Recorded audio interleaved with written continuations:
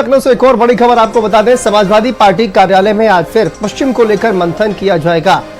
ST Hasan, Atul प्रधान समेत कई नेता सपा कार्यालय पहुंचे हुए हैं। सपा के वरिष्ठ नेता शिवपाल यादव भी कार्यालय पर मौजूद और थोड़ी देर में अखिलेश यादव की अध्यक्षता में बैठक होगी। सपा कार्यालय में थोड़ी देर में बैठक शुरू होगी और देखिए जानकारी सामने आ रही है, पश्चिम को लेकर मंथन किया जाएगा। बड़ी खबर सामने आ रही है, लखनऊ से थोड़ी देर में अखिलेश यादव की अध्यक्षता में बैठक और देखिए लोकसभा की जो सीटें हैं उनको लेकर मंथन किया जाएगा। पश्चिमी यूपी को लेकर खासकर कहा जा रहा है कि मंथन किया जाएगा और कई वरिष्ठ नेता एसटी हसन, अतुल प्रधान समेत वरिष्ठ नेता शिवपाल यादव भी पहुंचे हुए हैं। कुछ ही देर के बाद अखिलेश यादव की अध्यक्षता में बड़ी बैठक होगी। थोड़ी ही देर में सपा कार्यालय पर यह बैठक शुरू होगी। अखिलेश यादव की अध्यक्षता में यह बैठक होगी और देखिए कई वरिष्ठ नेता पहुंचे हुए हैं सपा कार्यालय। पश्चिमी यूपी को लेकर मंथन किया जाएगा, ये जानकारी निकलकर सामने आ रही है। लखनऊ से सपा कार्यालय में आज फिर पश्चिम को लेकर मंथन और इसमें देखिए एसटी हसन, सांसद अतुल प्रधान समेत कई नेता सपा कार्यालय पहुंचे हुए हैं। सपा के वरिष्ठ नेता शिवपाल यादव भी कार्यालय पर मौजूद हैं और अखिलेश यादव की अध्यक्षता में थोड़ी देर में बैठक शुरू होगी। तो अब से कुछ देर के बाद सपा कार्यालय पर यह अहम बैठक, पश्चिमी उत्तर प्रदेश को लेकर कहा जा रहा है मंथन होगा। अतुल प्रधान पहुंचे हुए हैं सपा कार्यालय, बैठक में हिस्सा लेंगे। इसके अलावा एसटी हसन पहुंचे हुए हैं और शिवपाल यादव समेत तमाम वरिष्ठ नेता इस वक्त मौजूद। तो सपा कार्यालय पर यह अहम बैठक, लोकसभा चुनाव को लेकर पश्चिमी उत्तर प्रदेश पर मंथन किया जाएगा। तो बची हुई तमाम जो सीटें हैं उसको लेकर देखिए मंथन किया जाएगा। अब से कुछ ही देर के बाद बैठक की शुरुआत होगी समाजवादी पार्टी के कार्यालय पर और पश्चिमी यूपी को लेकर मंथन किया जाएगा। सीमाब हमारे सहयोगी जुड़ गए हमारे साथ। सीमाब, कुछ ही देर के बाद बैठक शुरू होगी और क्या जानकारी सामने आ रही है बैठक को लेकर? देखिए, अभी शिवपाल यादव समाजवादी पार्टी कार्यालय से निकल के गए हैं। काफी देर उन्होंने नेताओं से, यहाँ पश्चिम के नेताओं से बातचीत की है।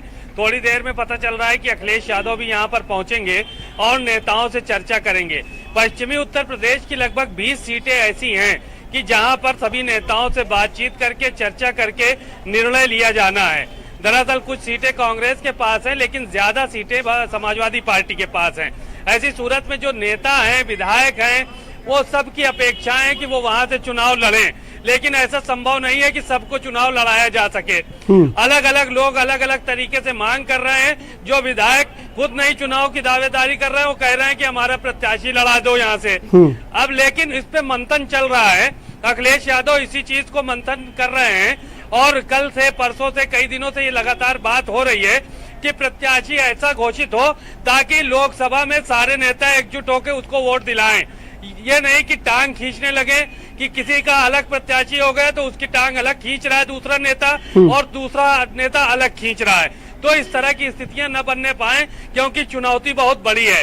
भारतीय जनता पार्टी का सीधा मुकाबला समाजवादी पार्टी से उत्तर प्रदेश में है और पश्चिम में मायावती ने भी काफी प्रत्याशी मुस्लिम उतारे हैं, जहां पर मुस्लिम बाहुल्य है लोग।